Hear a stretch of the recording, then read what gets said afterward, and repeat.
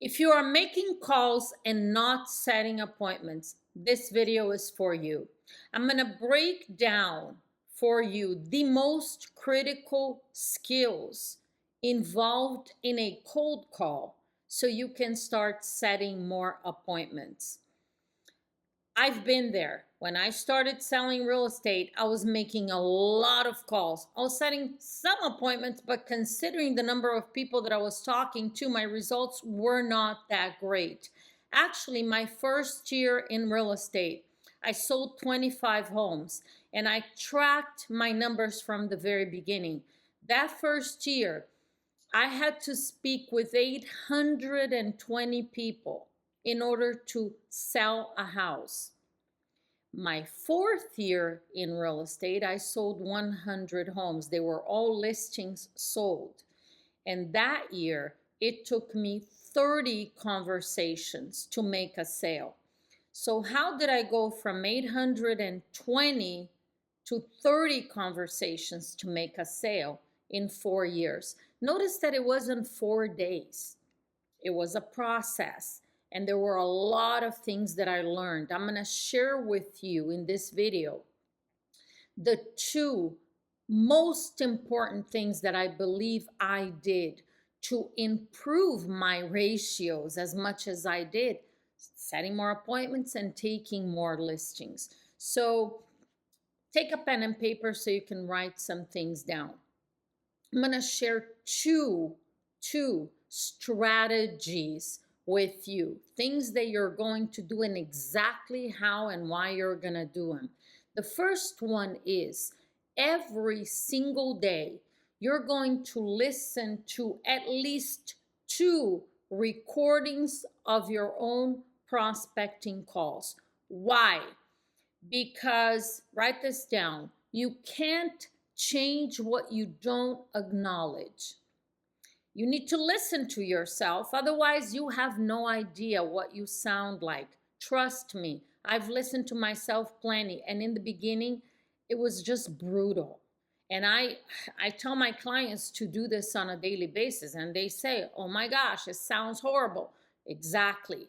You need to acknowledge what you're doing that sounds horrible, that is not, it's not going to get you an appointment. If you got a call from somebody that sounded like you'd be hanging up on them. No wonder the seller's hanging up on you.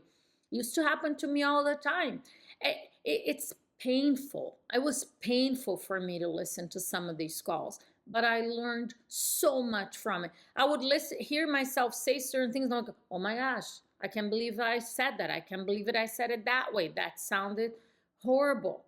Now I can make a decision right there and then. I'm never doing that again. You put more effort and awareness into it. So this is a must do.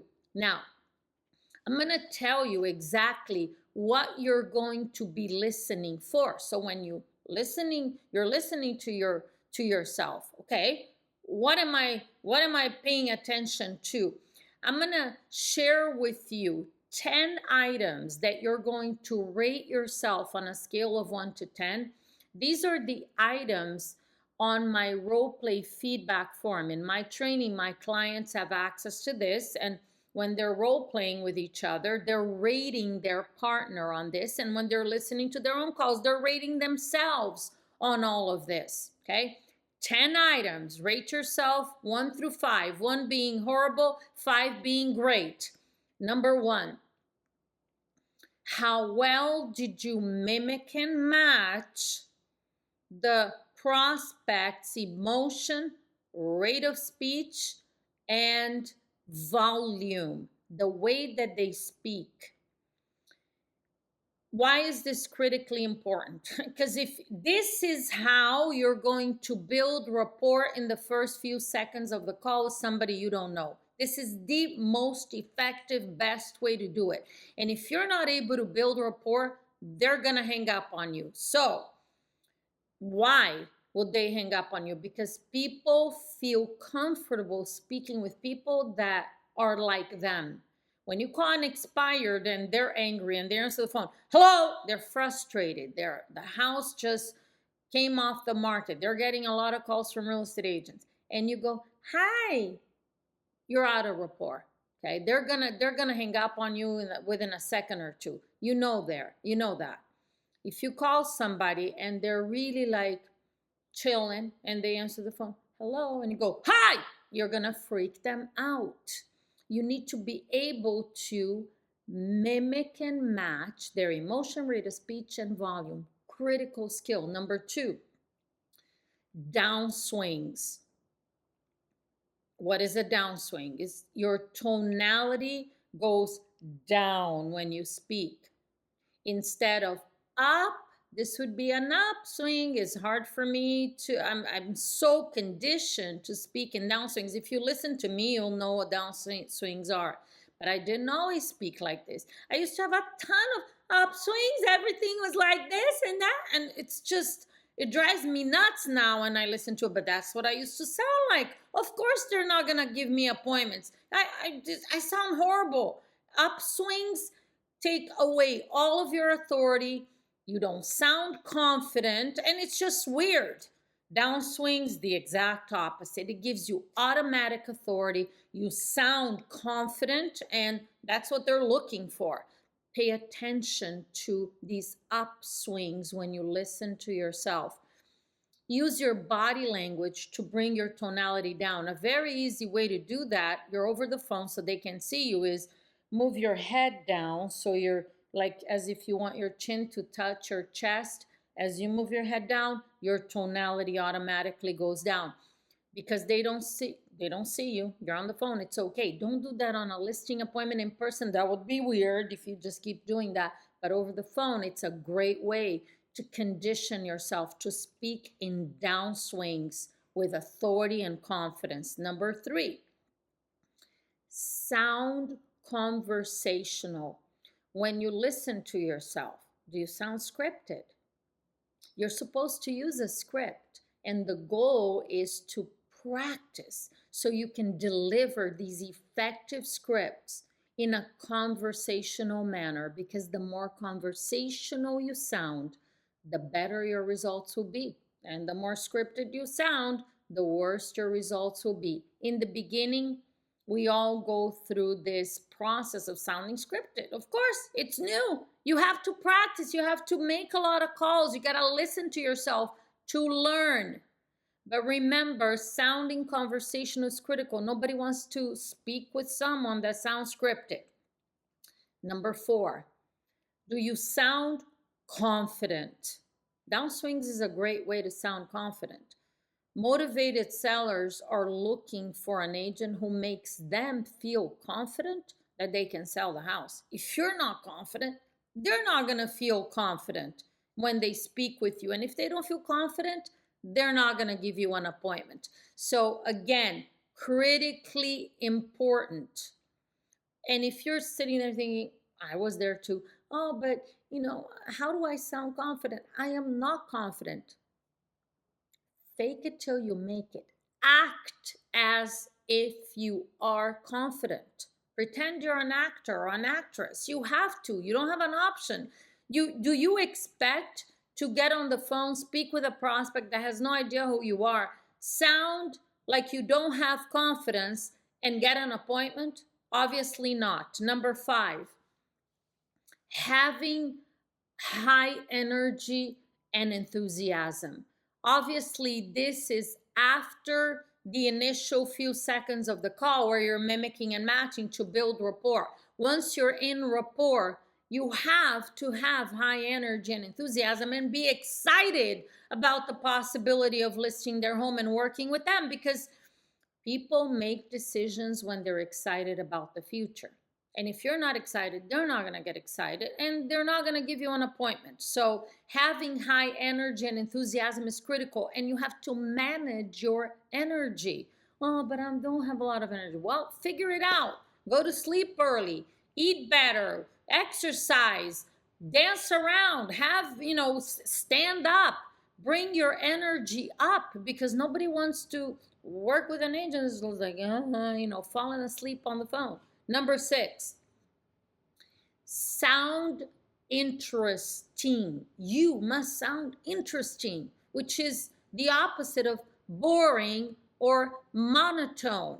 If you just speak very monotone, it's like, who wants to talk to that kind of agent? Remember, they make decisions when they're excited about the future. And when you listen to yourself, if you sound monotone and you're speaking, no appointments. Number 7, sound interested. When you ask questions, which a lot of my scripts are full of questions. By the way, download my free script book. The link is in the description of the video. You have all of my scripts. There are a lot of questions. When you're asking these questions, do you sound interested in hearing the answer? A lot of times people don't answer your questions because when you ask, you don't sound like you want to hear the answer. So then they don't answer. Number 8, when you're speaking with a prospect and you listen to your recording, do you believe the way that you're speaking makes them feel heard and understood? If they don't feel heard and understood, they're not gonna hear you. It doesn't matter how great your objection handlers are or how good a closer you are. If they won't listen to you until they feel like you've listened to them and you truly understand them. That requires you to listen intently to what they're saying, repeat and approve what they said, so that whatever you say next, they will be open to listening to you. Number 9, I wrote down, do you use appropriate pauses? This is critical. I do it. You hear me do it. Not weird pauses that you're just like sitting there like for 30 seconds. No, appropriate pauses.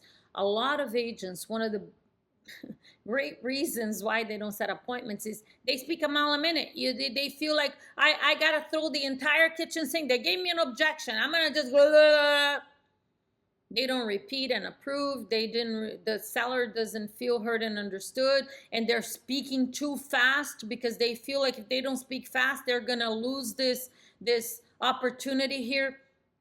That's not effective communication. So there's a certain way to speak where pauses can be very, very powerful. Number 10, are you using scripts? When you download my scripts, you'll see. Are you using scripts that speak to what's important to them before you ask for the appointment? Because if you just keep asking, oh, I want to meet with you. Okay, they're sitting there like, okay, why should I meet with you? What's in it for me?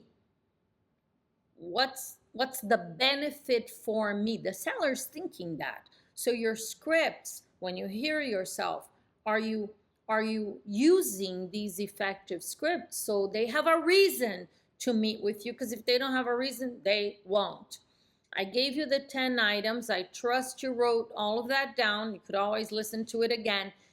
You must do this. You can't be in denial. And it's like, I have a lot of clients like, oh, I don't like listening to my calls. It's so bad. Well, you can't change what you don't acknowledge. Lying to yourself, pretending to, think that you sound good when you don't, is not going to help you get better and set more appointments. The second thing I did, so much of, endless and endless hours of, and you must do it as well, is transcribe great role plays. Transcribe means you play a role play. There's some on my channel. In my training, there's hundreds of role plays that I do live with my clients on the calls, and my clients know they need to do this every day. Transcribe the call. You play the role. You play the audio.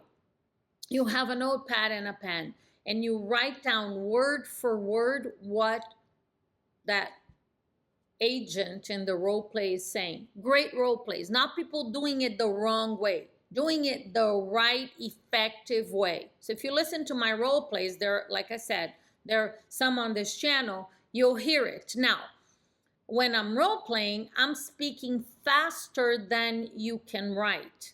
And that's exactly the point. You're going to have to pause, you're going to have to rewind, rewind, rewind till you can catch every word.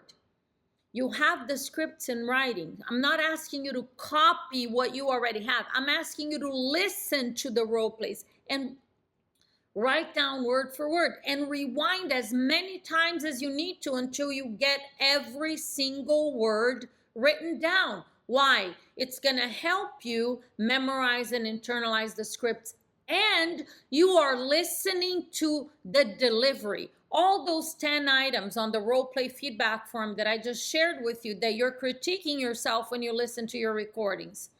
Now you're listening to a role play where an agent, someone, a coach, me, whoever you choose, make sure you choose wisely, is doing it correctly. So now you have the contrast. You listen to yourself. It's like, and now you listen to it the right way, like, oh, that's what a downswing sounds like. Oh, that's what effective mimicking and matching sound like. So, and you listen to, in order to transcribe, you're going to have to listen to it a lot, which I know, hours, endless, probably hundreds of hours. Okay. These two things were absolutely critical to take me from 820 contacts to 30 contacts to make a sale in 4 years. And I did it every day. I was committed to getting better. You're not going to get better if you just keep doing the same thing over and over. Definition of insanity, expecting different results. Results will not change until you do what you have to do to improve yourself and improve your skills. Transcribing great role plays is an amazing way to improve your skills.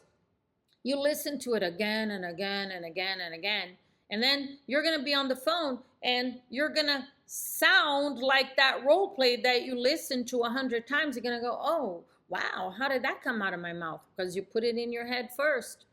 Then when you put it in your brain enough times, it's going to come out of your mouth. That's what conditioning and practicing does. I trust this video is going to be extremely helpful for you to set more appointments, and I look forward to your comments and questions. Make sure you put them below. Don't forget to download my free script book. The link is in the description of this video. Thanks for watching, and I will see you on the next one.